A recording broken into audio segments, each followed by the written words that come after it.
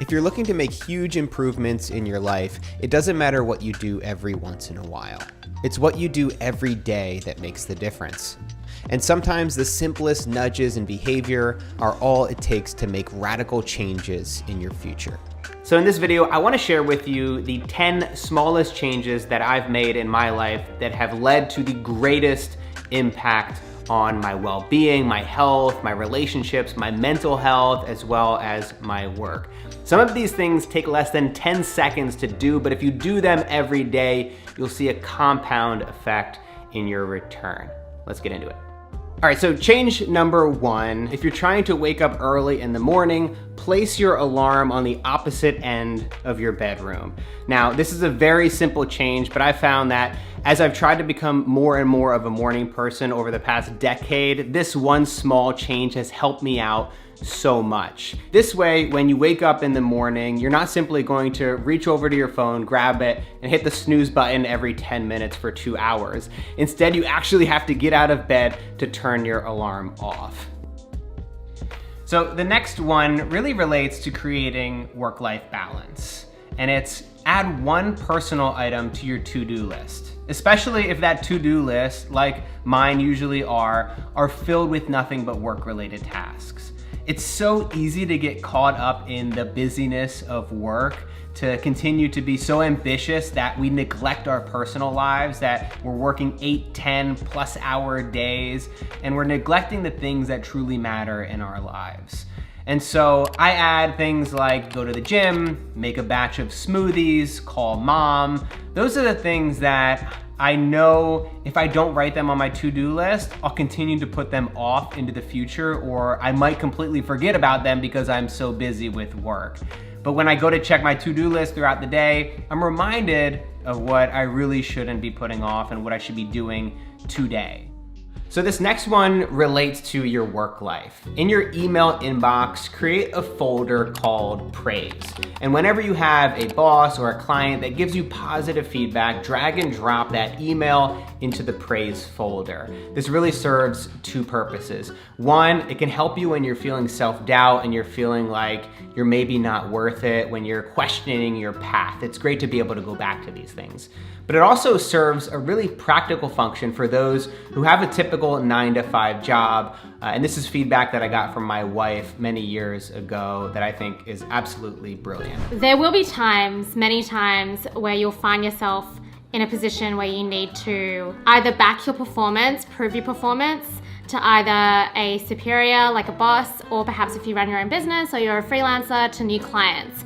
And what acts as a really credible proof point is when you have quotes from people that you've worked with, that have worked with you, that say how amazing you are, how you're the best worker in the world, how no one else should hire anyone else except for you, and yes, you are worth $1 million a year. You get paid $1 million a year? You don't? The next change I recommend you make is to carry a water bottle with you everywhere you go.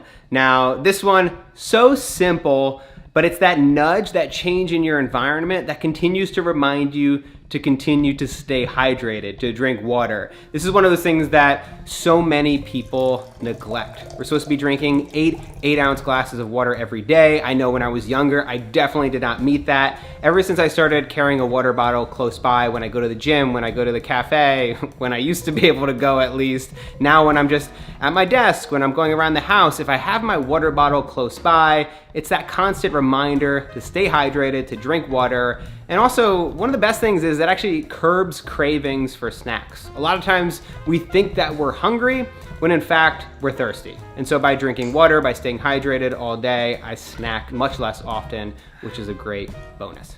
The most helpful relationship advice that I followed myself over the past decade has been never go to bed angry at your partner. Now, this is much easier said than done, especially if you're having an argument late into the night. It's so easy to just go to bed fuming and mad at the person that you love. But if you continue to do that, if you do that day after day, it's so easy to wake up in the morning and ignore the problem, to brush it to the side. But that's only going to build up to be a much bigger problem in the future. Yes, we get in a funk sometimes, and sometimes we say things we regret, or we just like need some space. But if you allow that to bridge over a night and you wake up the next day and it's unsolved and unresolved and you haven't talked about it, then you have laid the foundations to give each other permission to not be happy in this relationship. So the next one is really about healthy eating. And for me, that means investing in high quality, low processed organic food. Now, if you can afford it, I highly recommend you invest in the quality of food that you buy at the grocery store. So whenever I can, I try to get grass-fed, cage-free, organic, non-processed, whatever I can to improve the quality of the ingredients, which eventually improves the quality of my life. There were 2 documentaries that really got me interested in healthy eating and really turning the dial on how much I was investing in healthy foods, and also really knowing what foods I should be investing in. And those documentaries were Fed Up? Yep, that's it. And Food Inc. Those are the 2 documentaries that I watched. Highly recommend you check them out yourself. Now, when it comes to eating healthy, there is another side to the coin, and that's make sure that you don't bring junk food into your house. At least limit the amount of junk food that you bring into your home. That might mean alcohol, beer, it could be snacks or candy. I know from my personal experience, if I have beer in the fridge, I'm gonna drink it. I'm probably gonna have a beer or 2 every night if it's there.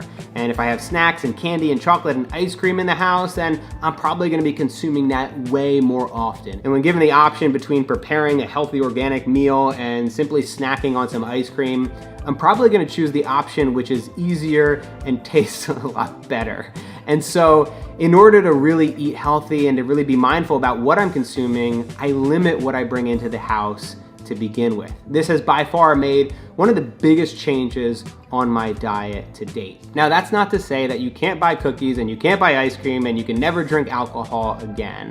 I certainly do bring these things into my home, but I do it with moderation.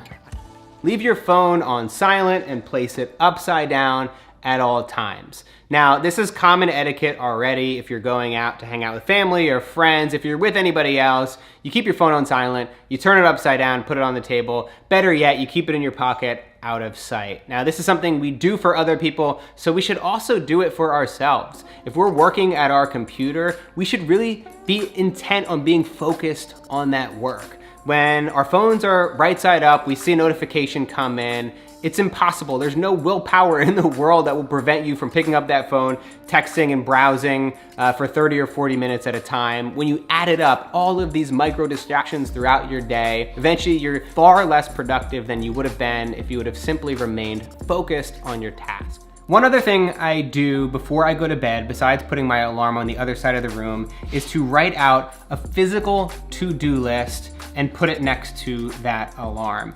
This helps out in a number of ways. And the biggest thing it does for me is it helps me to stay motivated. I have a more unconventional work life than most people. I don't have a 9-to-5. Finding that motivation and having a structure and a plan for your day becomes vital. Nobody's gonna do it for you, so you need to do it for you. You need to do it yourself. And so writing out this to-do list, putting it next to my alarm, when I wake up in the morning, I see the change in my environment, I see the to-do list, I'm reminded of what I told myself I was gonna get done yesterday, and as groggy and as tired as I might be in the morning, more times than not, I grab my notebook, I grab my alarm, and I get to my day. And finally, take at least 10 minutes every day to be still. Now, this is a piece of advice that's easy to ignore and look over, but I found that when I give myself that time to be by myself, to be quiet, to do nothing, I always appreciate it. Those moments really hold me together, especially when times are tough like they have been in 2020. So meditating, going for a walk, sitting still in a chair, listening to music, just simply being quiet and doing nothing is something that we rarely get enough of, especially these days. It seems like we're always on our phone, we're watching TV, we're cooking dinner, we're eating, we're talking to our spouse, we're always doing something. And so by taking 10 minutes to be quiet, to be still, to open ourselves up to being grateful for appreciating what we have, those are the moments that are gonna make life worth it. And it's the things that you don't think that you need, but you truly need more than anything else. Now, if you're looking to make any change in your life, it requires figuring out how habit change works. And so that's why I decided to build my very first course called Simple Habits, which is now enrolling. If you're interested, I'd love to talk a little bit more about it now.